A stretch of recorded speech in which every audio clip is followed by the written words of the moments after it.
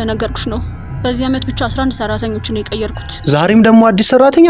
አይ ምንም፣ ያው የቴን ባለ መከባከብ እየሞከርኩ ነው። አታቅፈኝም? ለምንድን ነው የምትረብሽኝ? እኔ ቤት ሰራተኛውን አገባች እያልኩ እኮ።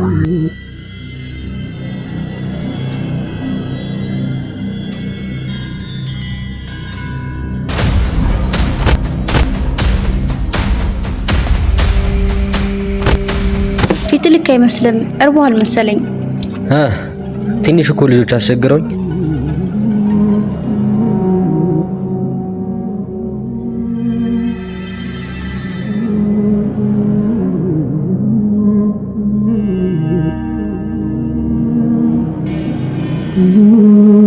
አብሳላት